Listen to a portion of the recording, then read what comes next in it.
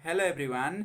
कक्षा 12 को सामाजिक अध्ययन तथा जीवनोपयोगी शिक्षा अन्तर्गत चाहिँ हामीले एकाइ 3 जीवनोपयोगी सिपहरू लिएर प्रस्तुत भइसकेका छौँ र जुन विगतका दिनमा हामीले जीवनोपयोगी सिपहरूका विभिन्न पाठसँग सम्बन्धित तिनका अभ्यास र मूल भावको बारेमा चर्चा गर्दै आइरहेका छौँ, त्यही प्रक्रियालाई निरन्तरता दिँदै आज चाहिँ म प्रस्तुत भइसकेको छु र आजको भिडियोका मुख्य विषय रहनेछन् पाठ 5 आत्मबोध सेल्फ अवेरनेस, पाठ 6 संवेग व्यवस्थापन इमोशन्स म्यानेजमेन्ट। दुवै पाठको मूल भावको चर्चा गर्नुका साथसाथै दुवै पाठमा रहेका अभ्यासका सम्पूर्ण प्रश्नहरूको समाधान एवं उत्तर लिएर चाहिँ म प्रस्तुत भइसकेको छु र यस भिडियोसँग रिलेटेड सम्पूर्ण जानकारी तथा कन्सेप्टहरू बुझ्नको लागि दुवै पाठको कन्सेप्ट बुझ्न अथवा एक्सर्साइजमा रहेको क्वेसनको नोट्स पाउनको लागि चाहिँ भिडियोलाई अन्त्यसम्म हेर्नुहोला र अब चाहिँ कुनै ढिला नगरी म चाहिँ पहिलो स्लाइडतर्फ अघि बढ्न चाहन्छु र पहिलो स्लाइडमा रहेको छ हामी पाठ 5 को बारेमा चाहिँ छलफल गर्न गइरहेका छौँ। पाठ 5 रहेको छ आत्मबोध सेल्फ अवेरनेस र यो एकाइमा चाहिँ विशेष गरी हामीले चाहिँ जीवनोपयोगी सिपहरूको बारेमा नै अध्ययन गरिरहेका छौँ। पहिलो पाठमा जीवनोपयोगी सिपको ऐतिहासिक भन्नाले ऐतिहासिक पक्ष के थियो र त्यससँगै वर्गीकरण अध्ययन गरिसकेपछि दोस्रो पाठमा समालोचनात्मक चिन्तन, तेस्रो पाठमा हामीले सृजनात्मक चिन्तन पढ्यौँ अनि त्यसै गरी अब चाहिँ हामी पाठ 5 मा आइसकेका छौँ र पाठ 4 मा चाहिँ समानुभूति र पाठ 5 मा चाहिँ आत्मबोधको बारेमा चाहिँ अध्ययन गर्न गइरहेका छौँ र आत्मबोध भन्नाले सेल्फ अवेरनेस भनेर चाहिँ बुझ्न सक्छौँ र सिम्पली आत्मबोधलाई परिभाषा गर्दाखेरि चाहिँ आफूले आफूलाई कति बुझेको छ भन्ने कुरा पहिचान गर्ने क्षमतालाई नै हामीले आत्मबोध भनेर बुझ्न सक्छौँ। अर्थात् म भित्र जुन एउटा पर्सनालिटी छ हैन, व्यक्तित्व छ, त्यसको पहिचान के हो, म भित्रका क्षमताहरू के छन्, म भित्रका अवगुणहरू के छन् भन्ने कुरालाई आफैले पहिचान गर्न सक्ने त्यस्तो किसिमको सिप, त्यस्तो किसिमको क्षमतालाई नै हामीले आत्मबोध भनेर बुझ्न सक्छौँ। अर्थात् सेल्फ अवेरनेस भनिएको छ आफ्नो बारेमा चाहिँ आफै सचेत हुनुलाई चाहिँ हामीले आत्मबोध भनेर चाहिँ बुझ्न सक्छौँ र यस पाठका मुख्य विषयवस्तु छन् आत्मबोधको परिचय, उदाहरण र प्रकार भनिएको छ। जस्तै आफैले आफैमा ध्यान दिए आफ्ना विचार, भावना तथा कार्यहरू चाहिँ आफ्ना आन्तरिक मूल्य र मान्यताहरूसँग मिल्दा छन् कि छैनन् भन्ने विषयमा मूल्याङ्कन गर्नु नै आत्मबोध भनिएको छ। अर्थात् मैले जे जस्तो काम हेबिचुअल भन्नाले मेरो जे जस्तो बानी बेहोरा छ त्यही अनुसार चाहिँ मैले काम गरिरहेको छु।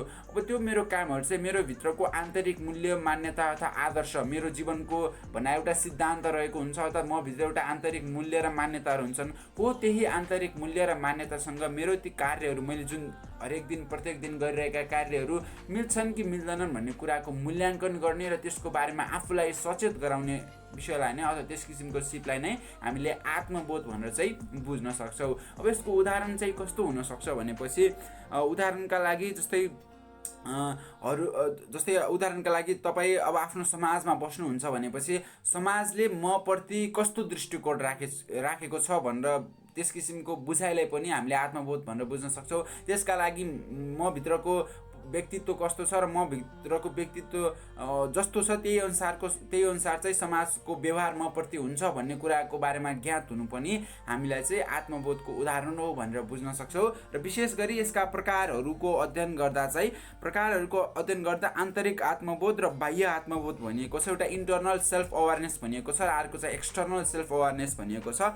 इन्टर्नल सेल्फ अवेरनेस तथा आन्तरिक आत्मबोध भनेको चाहिँ आफ्ना मूल्य, मान्यता तथा इच्छा आकाङ्क्षाहरू समाज र वातावरणमा उपयुक्त छ वा छैन भनी पहिचान गर्नु र त्यसमा समायोजन गर्नको निम्ति परिवर्तन लिनुलाई चाहिँ हामीले आन्तरिक आत्मबोध भनेर बुझ्न सक्छौँ। यो चाहिँ हाम्रो बेसिकली हामी भित्रैसँग रिलेटेड रहेको छ। अर्थात् हामी भित्रको जुन मूल्य, मान्यता तथा सोच, आकाङ्क्षाहरू रहन्छ नि, त्यो चाहिँ समाज र वातावरणसँग मिल्छ वा मिल्दैन, त्योसँग उपयुक्त छ वा छैन भन्ने कुरा पहिचान गर्नुका साथसाथै यदि छैन भने त्यो समाजमा अथवा त्यो वातावरणमा समायोजन हुनका निम्ति हामीले हाम्रो सोच र हामीले अथवा इच्छा आकाङ्क्षाहरूमा चाहिँ के कस्तो परिवर्तन ल्याउन सक्नुपर्छ भन्ने कुराको बारेमा सचेत गराउने त्यस किसिमको सिपलाई चाहिँ हामीले आत्मबोधको आन्तरिक आत्मबोध भनेर चाहिँ बुझ्न सक्दछौँ। त्यसै गरी बाह्य आत्मबोध भनेको चाहिँ अरू मानिसले आफूलाई कस्तो रूपमा हेर्छ भनेर जान्नु चाहिँ बाह्य आत्मबोध भनिरहेको छ। जस्तै आफ्नो बारेमा अरूले कस्तो दृष्टिकोण राख्छ भन्ने कुरा चाहिँ आफूले पहिचान गर्नु क्या। जस्तै मलाई म यदि स्कुलमा जान्छु भनेपछि मलाई स्कुलमा जाँदा अरूको दृष्टिकोण म माथि के हुन्छ त्यो कुराको बारेमा चाहिँ आफैले बुझ्ने क्या। अनि त्यही अनुसारको हामीले व्यवहार गरिसकेपछि त एकदमै फाइदाजनक हुन्छ। त्यसै गरी विभिन्न कार्यक्षेत्रमा जाँदा अरू व्यक्तिले म प्रति के आशा राखेको हुन्छन्, अरू व्यक्तिले म प्रति चाहिँ कस्तो व्यवहार राख्नेछन् भन्ने कुराहरूको बारेमा हामीलाई आफै जानकारी, त्यसको बारेमा हामी आफै सचेत हुनुलाई चाहिँ हामीले बाह्य आत्मबोध भनेर चाहिँ बुझ्न सक्छौँ।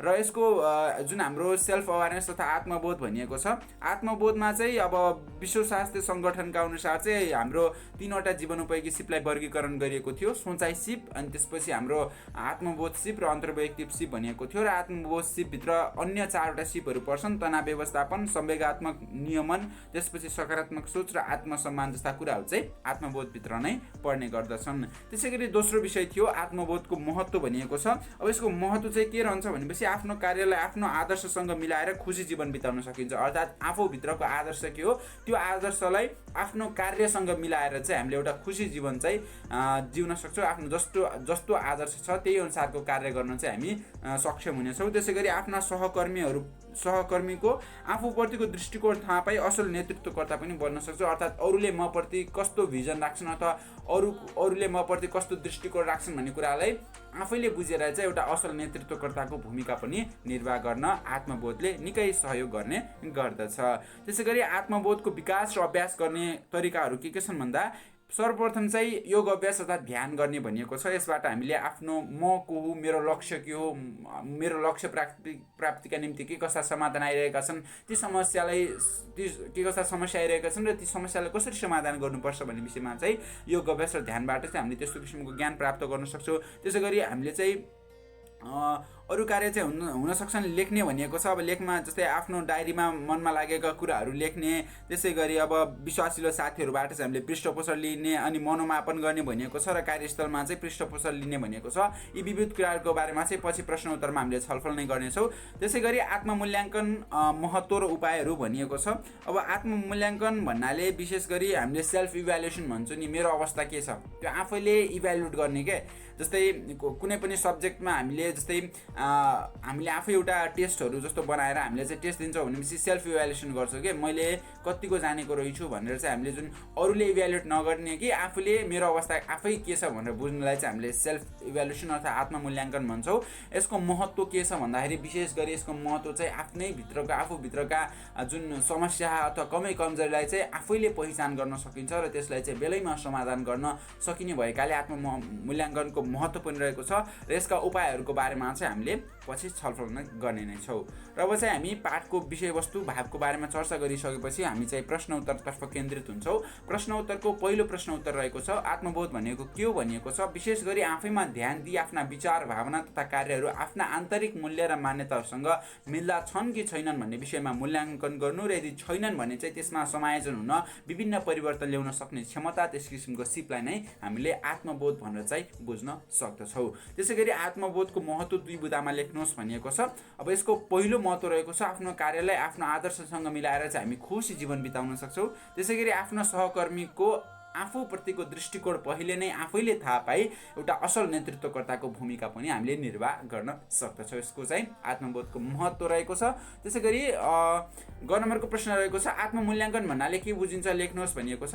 अर्थात् उत्तरमा चाहिँ आफ्नो व्यक्तिगत कार्य र तिनको परिणामलाई व्यवस्थित रूपले अवलोकन र विश्लेषण गरेर मूल्याङ्कन गर्ने कार्यलाई आत्ममूल्याङ्कन भनिएको छ। अर्थात् आफूले जुन हरेक कामहरू गर्छौँ, आफ्नो व्यक्तिगत कार्यहरू हुन्छन् र त्यसको रिजल्ट के हो, त्यसको परिणाम के हो, त्यसलाई चाहिँ व्यवस्थित रूपमा अध्ययन गर्ने, अवलोकन गर्ने र त्यसपछि विश्लेषण गरेपछि आएको नतिजाबाट आफूले आफूलाई नै एउटा मूल्य दिने, मेरो मूल्य चाहिँ यो रहेछ भन्ने त्यस किसिमको कार्यलाई चाहिँ हामीले आत्ममूल्याङ्कन भन्ने गर्छौँ। जस्तै मैले त्यही एउटा सिम्पली टेस्टको इक्जाम्पल दिन सक्छु। टेस्टमा चाहिँ हामीले एउटा आफै भन्नाले अब अरू साथीलाई क्वेसन पेपर बनाउन लगायो, त्यसपछि हामीले चाहिँ आफै त्यो टेस्ट दियो होइन, अरू कसैको निगरानी छैन, मैले आफै गर्छु भनेर चाहिँ आफैले त्यो टेस्ट दियो र पछि आफूले चाहिँ अब एन्सरहरू चेक गर्न थाल्यो, दिइसकेपछि होइन, अनि त्यसपछि यो गल्ती रहेछ, मैले चाहिँ यहाँ मेरो कमजोरी पक्ष यो रहेछ, मैले चाहिँ यसरी सुधार्नुपर्छ भन्ने त्यस किसिमको कार्य, त्यस किसिमको उदाहरण चाहिँ आत्ममूल्याङ्कन अन्तर्गत पर्ने गर्दछ। र त्यसै गरी अर्को स्लाइडतर्फ अघि बढ्दा आत्मबोधका तरिकाहरू छोटकरीमा लेख्नुहोस् भनिएको छ। अब आत्मबोधका तरिकाहरू के हुन्छन् भन्नाले पहिलो छ ध्यान गर्ने भनिएको छ। यसमा चाहिँ विशेष गरी योग अभ्यास तथा ध्यान गर्दा चाहिँ मानिसले आफूलाई मूल्याङ्कन गर्ने पाउँछ र एकान्त तथा एउटा दैनिक रूपमा चाहिँ एउटा समयमा ध्यान गर्ने गर्दा चाहिँ अब त्यसको लक्ष्य प्राप्तिका निम्ति सहयोग मिल्छ र आत्मबोध गर्न चाहिँ सजिलो हुन्छ। उसले चाहिँ आफूभित्र कन्सन्ट्रेट गर्न सक्छ क्या, म को हो भन्ने त्यस किसिमको आध्यात्मिक ज्ञानहरू पनि बढ्न सक्छन् ध्यान योग अभ्यास गर्नाले, जसले गर्दा आत्मबोधको सिप चाहिँ विकास हुनसक्छ। उसभित्र सेल्फ अवेरनेस चाहिँ आउनसक्छ, म को हो, मेरो लक्ष्य के हो भन्ने विषयवस्तुको बारेमा चाहिँ ज्ञान हुनसक्दछ। त्यसै गरी लेख्ने भनेको छ। लेख्नेमा चाहिँ आफ्ना मुख्य योजना तथा प्राथमिकतालाई एउटा डायरीमा लेख्ने तथा समय समयमा त्यसलाई समीक्षा गर्नेले पनि आफ्नो सबल पक्ष र कमजोर पक्ष पत्ता लगाउन सकिन्छ। अर्थात् हामीले जुन इमोसन्सहरू हुन्छन्, जे कुराहरू मनमा लाग्छ त्यसलाई चाहिँ डायरीमा लेख्ने।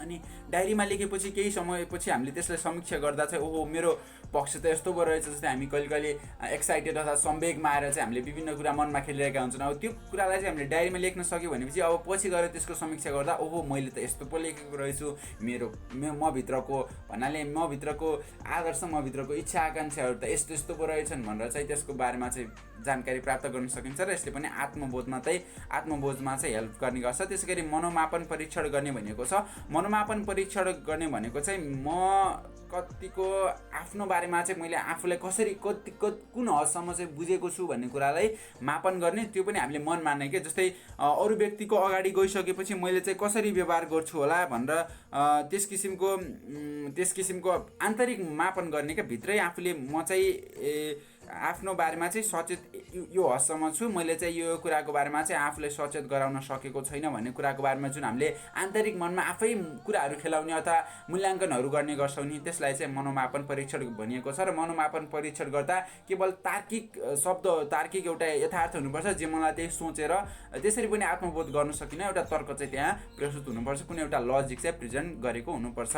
त्यसै गरी विश्वासिलो साथीहरूलाई सोध्ने भनिएको छ। अब आत्मबोध आफूलाई बुझ्नको लागि सबै कुरा आफूले नै बुझ्न सकिन, कोही विश्वासिलो साथीहरू हुन सक्छन्, तिनबाट चाहिँ पृष्ठपोषण लिने, मेरो व्यवहार चाहिँ कस्तो छ, मैले कसरी इन्टरेक्ट गर्छु, मैले मेरो संवेग व्यवस्थापन कसरी गरेको छु भन्ने कुराको बारेमा चाहिँ पृष्ठपोषण लिने भनिएको छ। त्यसै गरी कार्यस्थलमा पनि पृष्ठपोषण लिने भनिएको छ। अब हामी चाहिँ केवल परिवारका सदस्य साथीहरूसँग नभएर किनकि परिवारका सदस्य साथीहरूसँग एक किसिमको व्यवहार हामीले प्रदर्शन गर्ने गर्छौँ, अनि विशेष गरी कार्यक्षेत्रमा गइसकेपछि हाम्रो व्यवहार अलिकति फरक ढङ्गले औपचारिक रूपमा चाहिँ परिवर्तन हुने गर्दछ। त्यसैले औपचारिक स्थानमा चाहिँ आफ्नो व्यवहारको बारेमा आफैले बुझ्नको लागि चाहिँ कार्यस्थलबाट चाहिँ अब विभिन्न सहकर्मी हुन सक्छन् होइन, व्यवस्थापकबाट चाहिँ हामीले पृष्ठपोषण अथवा फिडब्याक चाहिँ लिन सक्दछौँ। र यसरी चाहिँ आत्मबोधका तरिकाहरू निम्न 5वटा रहेका छन्। त्यसै गरी अर्को प्रश्नतर्फ अघि बढ्दा आत्ममूल्याङ्कनको महत्त्व कुनै 5 बुदामा लेख्नुहोस् भनिएको छ। अर्थात् आफूले मूल्याङ्कन गर्दा के फाइदा हुन्छन् भनिएको छ। विशेष गरी आफूले के राम्ररी गर्न सकिन्छ र के कुरामा सुधार गर्नु आवश्यक छ भन्ने कुरा पत्ता लगाई त्यस सुधार्नुपर्ने कुरालाई चाहिँ सहजै सुधार्न सकिन्छ, एउटा पहिलो फाइदा रहेको छ। त्यसै गरी आफ्नो विचार र कार्यलाई चाहिँ आफ्नो आदर्शसँग मिलाएर खुसी जीवन बिताउन सकिन्छ। आत्ममूल्याङ्कन गरिसकेपछि मेरो आदर्श के हो होइन, मैले जुन जीवन चलाउनको लागि मैले जुन सोचेको छु त्यो सोच चाहिँ मेरो अब दैनिकी व्यवहारसँग मिल्छन् कि मिल्दैनन् भन्ने कुरा चाहिँ आफै मूल्याङ्कन गरिन्छ र त्यसलाई अब आफ्नो व्यवहार र आदर्श चाहिँ मिलाएर चाहिँ खुसी जीवन पनि बिताउन सकिन्छ। त्यसै गरी व्यक्तिलाई आफूलाई मूल्याङ्कन गर्ने व्यक्ति आफै भएको अनुभूति गराउन र मनोबलको वृद्धि हुन्छ। जस्तै मैले चाहिँ आफूलाई मूल्याङ्कन गर्न सक्छु, अरू कसैले ममा चाहिँ औँलाई ठड्याउनु पर्दैन अथवा तँ यस्तो तँ उस्तो भनेर चाहिँ आलोचना गर्नुपर्ने आवश्यकता छैन। मैले आफैलाई बुझ्न सक्छु, म आफैले बुझेर मूल्याङ्कन गर्न सक्छु र आफ्नो मनोबल चाहिँ वृद्धि गर्न सक्छु भन्ने त्यस किसिमको क्षमता पनि, त्यस किसिमको अथवा भावना पनि विकास हुन्छ र यो पनि एउटा महत्त्व रहेको छ। त्यसै गरी व्यक्तिलाई यो भइ नै रहेको छ, भइसक्यो। त्यसै गरी आफ्नो कार्यक्षेत्रमा वृद्धि गर्न, व्यक्तिगत सम्बन्ध बलियो बनाउन तथा संवेग व्यवस्थापन गर्न पनि यसले निकै महत्त्वपूर्ण भूमिका निर्वाह गर्ने गर्छ। जब आफूलाई इभ्यालुएसन गरिन्छ तब आफ्नो कार्यक्षेत्रमा अथवा कार्यक्षमता इफिसियन्सी काम गर्ने क्षमता के हो त्यसको बारेमा पनि वृद्धि गर्न सकिन्छ। यदि कमजोरी छ भनेपछि त्यसलाई सुधारिन्छ। त्यसै गरी अब आत्ममूल्याङ्कन गर्दा विभिन्न संवेगहरूलाई पनि एकदमै सहजै रूपले व्यवस्थापन गर्न सकिन्छ। र अन्तिम नम्बरको फाइदा रहेको छ आफ्नो संवेग पहिचान गर्न तथा आफूलाई कम मनपर्ने कामहरू नगरी तनाव कम गर्न चाहिँ यसले सहयोग गर्छ। अथवा आत्ममूल्याङ्कन गरिसकेपछि जस्तै मलाई केमा छिटो रिस उठ्छ भनेपछि अब मैले त्यो पत्ता लगाउँछु कि मैले यो काम गर्दा रिस उठ्छ भनेपछि अब मैले चाहिँ त्यस्तो काम चाहिँ अब गर्दिनँ अथवा त्यस्तो ठाउँमा चाहिँ जान्न, जसले गर्दा चाहिँ मलाई एकदम धेरै रिसहरू चाहिँ उठोस्, त्यस किसिमको क्रोध उत्पन्न होस् भन्ने वातावरण चाहिँ म समावेश हुन चाहन्न। र त्यो चाहिँ हामीले आत्ममूल्याङ्कन गरिसकेपछि मात्रै थाहा पाउने गर्दछौँ। र यसरी चाहिँ आत्ममूल्याङ्कनका 5वटा महत्त्वको बारेमा मैले यहाँ बुदामा प्रस्तुत गरिसकेपछि अब चाहिँ हामी नेक्स्ट स्लाइडतर्फ अघि बढ्छौँ।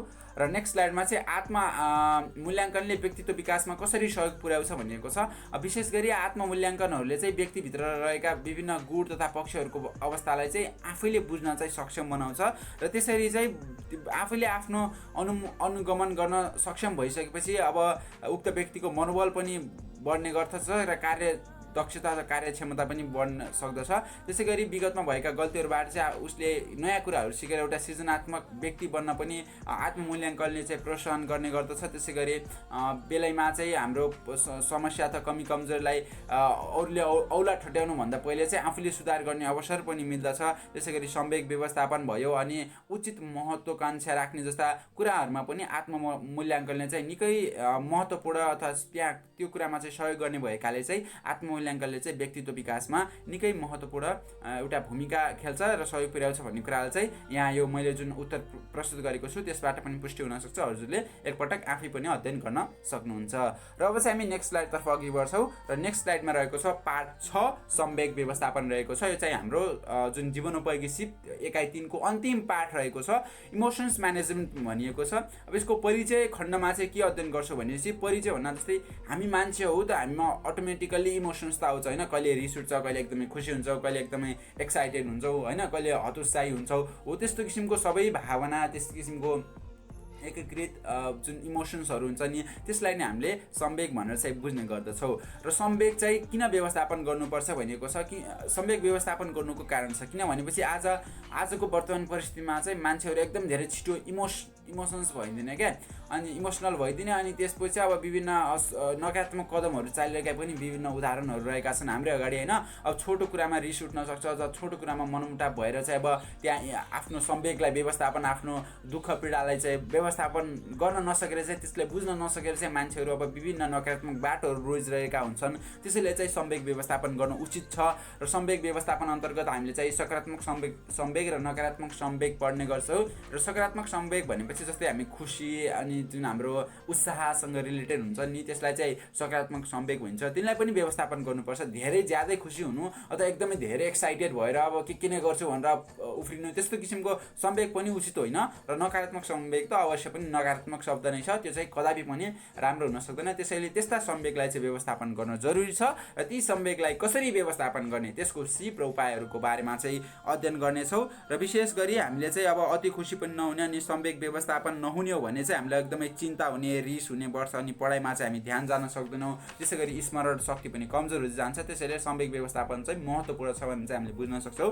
अनि संवेग व्यवस्थापनका सिपहरू चाहिँ के छन् भनेपछि अरूको संवेगलाई बुझ्ने र त्यसप्रति सचेत रहने भनेको छ। अर्थात् हामीले आफ्नो संवेगलाई कति बेला प्रस्तुत गर्छौँ भनेपछि जब अरूले केही कुरा भन्छ त जस्तै अरू रिसिएर बोलेपछि हामी पनि रिसिन्छौँ नि, हो त्यस्तो अवस्थामा चाहिँ के गर्ने भनेपछि अरूको संवेगलाई बुझ्ने र त्यसपछि चाहिँ सचेत रहने क्या, बुझ्ने त्यो रिसिरहेको छ भन्दा आफूले बुझ्ने अनि सचेत रहने क्या। त्यो रिस्यो भन्दैमा आफू पनि रिसिनुपर्छ भन्ने छैन नि त। आफूले चाहिँ एउटा विवेकपूर्ण ढङ्गले चाहिँ एउटा संवेगलाई व्यवस्थापन गर्न सक्ने। त्यसै गरी नकारात्मक संवेग ल्याउने परिस्थितिबाट चाहिँ हामी टाढै हट्नुपर्छ र संवेगात्मक सञ्चार गर्दा चाहिँ अत्यन्तै सचेत भएर चाहिँ गर्नुपर्छ। अर्थात् हामीले कुनै पनि इमोसनल कम्युनिकेसन गरिरहेका छौँ, अर्थात् त्यो कम्युनिकेसन त्यो कुराकानी गर्दा चाहिँ एकदमै भावनात्मक संवेगात्मक छ भने चाहिँ हामी एकदमै सचेत रहेर गर्नुपर्छ। किन भनेपछि हामी कहिलेकाहीँ झुकेर अथवा जिब्रो लटपटाएर पनि केही शब्दहरू बोल्न सक्छौँ जसले गर्दाखेरि उक्त व्यक्तिको संवेगमा एउटा गहिरो चोट पुर्याउन सक्छ। त्यसैले गर्दा हामीले चाहिँ संवादमा पनि ध्यान पुर्याउनुपर्छ, सचेत हुनुपर्छ भनेको छ। त्यसै गरी अब संवेग व्यवस्थापनका उपायहरू के हुन सक्छन् भनेपछि अरूप्रति दया भाव राख्न सकिन्छ अनि अति महत्त्वाकांक्षा चाहिँ नराख्ने। किन भनेपछि हामीले एकदमै धेरै ठुला उद्देश्यहरू राख्छौँ अनि त्यो उद्देश्य महत्त्वाकांक्षा पुरा नभइसकेपछि हामी एकदमै हतोत्साही हुने, एकदमै आफ्नो रिस उठ्ने अथवा आफू एकदमै धेरै दुःखी हुने यस्ता किसिमका घटनाहरू चाहिँ अब हुन सक्छन्। अब एउटा सामान्य उदाहरण दिन्छु संवेग व्यवस्थापन। जस्तै मैले चाहिँ फेसबुकमै देखेको कुरा हो, रुटिन अफ नेपाल बन्दमा एउटा न्युज आएको थियो। रुटिन अफ अफ नेपाल बन्दमा चाहिँ एउटा भन्नाले न्युज आएकोमा चाहिँ के थियो भने चाहिँ एउटा फिमेल चाहिँ सुसाइड गर्न चाहिँ अटेम्प्ट गरेको थियो र पछि अब त्यो कारण खुल्दा चाहिँ जुन त्यो लेडीको अथवा फिमेलको बोयफ्रेन्डले चाहिँ अब सरी नभनेको अथवा यस्तै सामान्य मनोमुटाव भएको कारणले गर्दा चाहिँ सो फिमेल अथवा सो लेडी चाहिँ आत्महत्या गर्नसम्म तयार हुनुभएको थियो भन्ने एउटा न्युज चाहिँ आएको थियो र यो चाहिँ एकदमै अनौठो किसिमको लाग्न सक्छ। तर यसको कारण पनि त्यही हो, आफ्नो संवेगलाई व्यवस्थापन गर्न नसकेको, आफूभित्र उत्पन्न हुने विभिन्न अब मनमा उठ्ने विभिन्न कुराहरू हुन सक्छन्, भावनाहरू हुन सक्छन्, त्यसलाई आफूले व्यवस्थापन गर्न नसक्दा त्यत्रो जुन आत्महत्याको प्रयास पनि गर्न सक्यो। त्यसैले संवेग व्यवस्थापन गर्नु चाहिँ एकदमै उपयुक्त रहेको छ र त्यसका निम्ति चाहिँ एउटा महत्त्वाकांक्षा चाहिँ हामीले धेरै ठुलो महत्त्वाकांक्षा राख्नु न, त्यसै गरी आफूलाई मनपर्ने विभिन्न रचनात्मक कार्यमा चाहिँ आफूले धेरै संलग्नता चाहिँ जनाउनु पर्दछ भनिएको छ। अनि यसमा चाहिँ अरू दोस्रो विषयवस्तु रहेको छ किशोर अवस्थामा संवेग भनेको छ, अर्थात् हामी जुन WHO ले 10 वर्षदेखि 19 वर्षसम्म तोकेको जुन किशोर अवस्था छ त्यसमा चाहिँ अब संवेगहरू एकदमै उत्तेजनाहरू एकदमै विभिन्न परिवर्तनहरू चाहिँ आउने गर्दछन्। त्यो स्वाभाविक नै हो, हामी सबैले बुझेको अवस्था हो किशोर अवस्था भनेको। त्यसमा चाहिँ विभिन्न संवेगहरू आउँछन्। अब त्यो संवेगलाई चाहिँ कसरी व्यवस्थापन गर्ने, विभिन्न फिलिङ्स इमोसनहरू आउँछन्, नयाँ कुरा बुझ्ने, नयाँ कुरा गर्ने, सबैभन्दा ठुलो मनै छु अथवा शक्तिशाली मनै छु भन्ने त्यस किसिमको संवेगहरू अवश्य पनि आउँछन् र ती संवेगलाई चाहिँ कसरी व्यवस्थापन गर्न सकिन्छ, व्यवस्थापन गर्नको लागि एउटा सकारात्मक सहपाठी बनाउने, बुबा आमाबाको सल्लाह सुझाव लिने, त्यसै गरी आफूले अनुभूति गरेका संवेग पहिचान गर्न र त्यसलाई नियन्त्रण गर्न पनि किशोर अवस्थामा चाहिँ संवेग व्यवस्थापन चाहिँ निकै महत्त्वपूर्ण रहेको छ र यसै विषयमा चाहिँ हामी छलफल गर्ने नै छौँ। र अब चाहिँ हामी अघि बढ्दा प्रश्नोत्तरतर्फ नै अघि बढ्छौँ। क नम्बरको प्रश्न रहेको छ संवेग भन्नाले के बुझिन्छ भनेको छ मानिसको मन मस्तिष्कमा उत्पन्न हुने विभिन्न भावना, उत्तेजना, उत्साह, जोस होस आदिको समष्टिगत रूपलाई नै हामीले संवेग भनेर चाहिँ बुझ्न सक्छौँ। इमोसन्स भनेको हो चाहिँ यो चाहिँ अब इमोसनलाई चाहिँ अब कसरी उदाहरण दिने, अब उदाहरण त सबैले थाहा छ इमोसन भनेको भावनाहरू जस्तै अब हुन्छन् उत्साह, जोस यिनी हुन्छ नि, यिनको समष्टिगत रूपलाई चाहिँ संवेग भनेर चाहिँ बुझ्न सक्छ सामान्य रूपमा है। अब संवेग व्यवस्थापन भनेको के हो भनेको छ अब सकारात्मक र नकारात्मक दुवै प्रकारका संवेगप्रति सचेत रहने तथा तिनलाई रचनात्मक तरिकाले परिचालन गर्ने क्षमतालाई संवेग व्यवस्थापन भनिएको छ। अर्थात् हामीमा सकारात्मक संवेग भनेपछि जुन सुखीका कुरा हुन सक्छन् त्यसलाई सकारात्मक संवेग भनिएको छ। नकारात्मक संवेग भनेको रिस, आक्रोश, त्यसपछि घृणा, त्यस्ता किसिमका भावनाहरू हुन्छन् नि, त्यसलाई नकारात्मक संवेग भनिएको छ। अब त्यसको बारेमा चाहिँ हामी सचेत रहनु र त्यसलाई चाहिँ रचनात्मक तरिकाले परिचालन गर्नु। यदि त्यस्ता संवेगहरू आउँछन् भनेपछि हामी एकदमै क्रिएटिभ रूपमा चाहिँ त्यसलाई परिचालन गर्ने। जस्तै एकदम हामीलाई रिस उठ्छ भनेपछि हामीले एउटा उदाहरण के दिन्छ भने चाहिँ रिस उठ्छ भनेपछि पानी धेरै खानुहोस् भन्ने हुन्छ क्या। त्यसले गर्दा हामीले आफ्नो संवेगलाई व्यवस्थापन गर्न सक्छौँ। त्यसै गरी हामीले विभिन्न पाठ्यपुस्तकहरू पढ्न सक्छौँ अनि त्यसै गरी हामी मुभीहरू हेर्न सक्छौँ, कमेडी क्लिप्सहरू हेर्न सक्छौँ, जसले गर्दा हाम्रो नकारात्मक संवेग पनि त्यसलाई रचनात्मक रूपमा चाहिँ हामीले त्यसलाई चाहिँ परिचालन गर्न सक्छौँ र त्यस्तो किसिमको क्षमतालाई नै हामीले संवेग व्यवस्थापन अन्तर्गत चाहिँ अध्ययन गर्ने गर्दछौँ।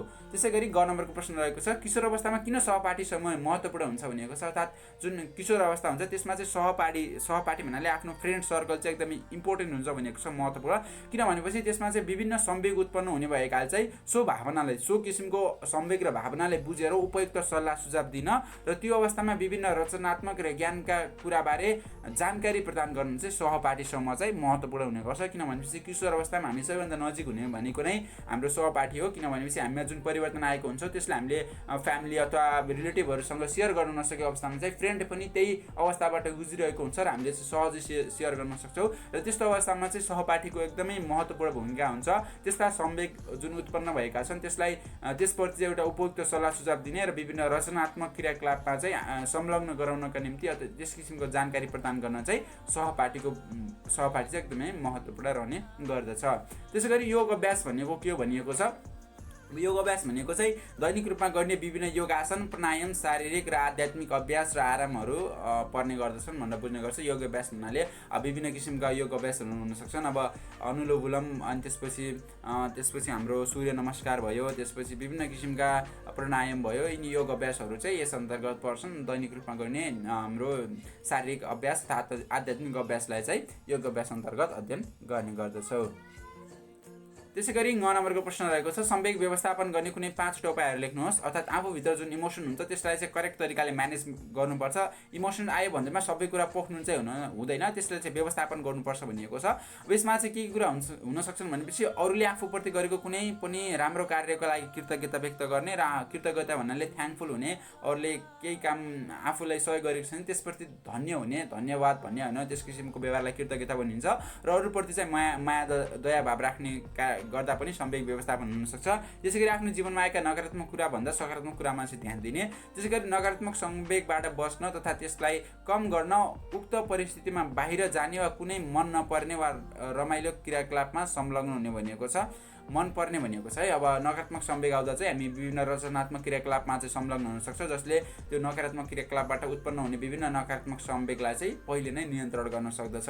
त्यसैगरी एकान्तमा बसिरहनुको सट्टा चाहिँ विभिन्न व्यक्तिहरूसँग कुराकानी गर्ने र समूहमा रहने भनिएको छ। विशेष गरी जो एकान्तमा बस्छ त्यो चाहिँ आफूलाई एकदमै धेरै कुराहरू मनमा खेलाउँछ क्या, अनि धेरै कुरा मनमा खेलाएपछि अब त्यसको अब भावनाहरूलाई नियन्त्रण गर्न एकदमै धेरै गाह्रो हुने भएकाले चाहिँ विशेष गरी एकान्तमा बसिरहनु भन्दा चाहिँ साथीहरूसँग मिल्ने अनि ग्रुपमा चाहिँ रहने, जसले गर्दा चाहिँ आफ्नो संवेगलाई चाहिँ व्यवस्थापन गर्न सकिन्छ। त्यसैगरी सम्भव हुने महत्त्वाकांक्षा मात्र राख्ने, सम्भव हुने जसलाई हामीले पहिलो चरणमा छौँ भनेपछि सम्भव हुने सक्ने महत्त्वाकांक्षा मात्र राख्ने र त्यसलाई प्राप्ति गर्न पर्याप्त प्रयत्न गर्ने, तर अति महत्त्वाकांक्षा चाहिँ नराख्ने भनिएको छ। अर्थात् अति महत्त्वाकांक्षा राख्ने र त्यो पूर्ति नहुने भनेपछि हामीभित्र विभिन्न संवेगहरू उत्पन्न हुन सक्छौँ र त्यही संवेग उत्पन्न भएपछि हामी नकारात्मक बाटोतर्फ अघि बढ्न सक्छ। त्यसैले समाधान अथवा प्राप्ति हुन सक्ने सम्भव महत्त्वाकांक्षा मात्र राख्न सकिन्छ। र यसरी चाहिँ संवेग व्यवस्थापन गर्ने 5वटा उपायहरू छलफल गरिसकेपछि हामी चाहिँ अर्को प्रश्नतर्फ अघि बढ्छौँ र अर्को प्रश्नमा किशोर अवस्थामा संवेग नियन्त्रणका लागि योग अभ्यास शीर्षकमा सम्पादकीय लेख्नुहोस् भनिएको छ। अब किशोर अवस्थामा चाहिँ विभिन्न हाम्रो संवेग उत्पन्न हुने भइसकेपछि अब त्यसलाई नियन्त्रण गर्नको लागि हामी योग अभ्यास चाहिँ एकदमै धेरै महत्त्वपूर्ण हुने गर्छ। यसको बारेमा चाहिँ एउटा सम्पादकीय लेख्नुहोस् भनिएको छ। सम्पादकीयमा विशेष गरी हामीले चाहिँ यो पत्र पत्रिकामा छाप्नको लागि जुन हामीले पहिला लेख तयार पारेको हुन्छ त्यसलाई सम्पादकीय भनिन्छ। यसको चाहिँ एउटा टाइटल चाहिँ दिनुपर्छ र विशेष गरी अर्को खण्डमा चाहिँ हामीले अनुच्छेदमा लेख्दा हुन्छ र अनुच्छेदमा मुख्य विषयवस्तु नै लेख्नुपर्छ। अब योग अभ्यास शीर्षकमा चाहिँ कसरी योग अभ्यासले चाहिँ कसरी किशोर अवस्थामा संवेग नियन्त्रण गर्छ भन्दाखेरि विभिन्न रिस चिन्ता जस्ता कुरा नकारात्मक संवेगलाई कम गराउँछ, अनि त्यसमा चाहिँ मानसिक सचेतना बनाउनुका साथसाथै किशोर अवस्थामा संवेग नियन्त्रणका लागि चाहिँ ध्यान तथा योग अभ्यास गर्नाले कुनै वस्तु वा विचारमा चाहिँ ध्यान केन्द्रित गर्ने क्षमता बढ्छ। अनि एउटा विषयमा जस्तै योग अभ्यास गरिरहनु भनेपछि हामी अब कुन कुरामा जस्तै स्टडी छ आफ्नो भनेपछि आफ्नो प्यासन डान्सिङ छ भनेपछि त्यो कुरा मात्र कन्सन्ट्रेट गर्न सक्छौँ र अरू बाहिरी कुरामा चाहिँ हाम्रो ध्यान जान्न र बाहिरी कुराबाट हामीलाई चाहिँ इमोसनहरू अथवा त्यस किसिमको भावनाहरू चाहिँ उत्पन्न हुन सक्दैन। त्यसै गरी व्यक्तिलाई चाहिँ आत्मबोध गर्ने क्षमता वृद्धि गराएर चाहिँ विभिन्न रचनात्मक कार्यमा सहजै संलग्न हुन पनि योग अभ्यासले चाहिँ एकदमै महत्त्वपूर्ण भूमिका रहने गर्छ। र यसरी चाहिँ विभिन्न बुदाहरू चाहिँ मैले विभिन्न उपायहरू चाहिँ यहाँ समावेश गरेको छु, हजुरले अध्ययन गर्न सक्नुहुन्छ। र अन्त्यमा चाहिँ यसरी किशोर अवस्थामा चाहिँ संवेग व्यवस्थापन गर्न निम्ति योग अभ्यास निकै फाइदाजनक हुने भएकाले किशोरीहरूलाई चाहिँ यस विषयमा चाहिँ जानकारी र हौसला चाहिँ प्रदान गर्नुपर्छ भनेर अन्तिम वाक्य चाहिँ मैले यसरी टुङ्गाएको छु। र यसरी चाहिँ हामी अन्त्यतर्फ आइसकेका छौँ, भिडियोको अन्त्यतर्फ आइसकेका छौँ। र अन्त्यमा चाहिँ हामीले अब पार्ट 5 मा रहेको जुन आत्मबोध सेल्फ अवेरनेस र पार्ट 6 मा रहेको संवेग व्यवस्थापनको विषयको बारेमा छलफल अध्ययन पाठमा रहेका सम्पूर्ण प्रश्नहरूको बारेमा छलफल गरिसकेपछि हामी चाहिँ यो पाठ सँगसँगै एकाइ 3 जीवनोपयोगी सिपहरूको तर्फ आइसकेका छौँ। सबै पाठको भाव र अभ्यासका प्रश्नहरूको बारेमा मैले छलफल गरिसकेको छु र अबका आउँदा दिनहरूमा चाहिँ मैले एकाइ 4 लिएर प्रस्तुत हुने नै छु। र thank you everyone for watching this video. र अरू कन्टेन्ट आउँदासम्मको लागि stay safe, stay creative and make the nature around us very neat, clean and hygienic. जय देश, जय शिक्षा।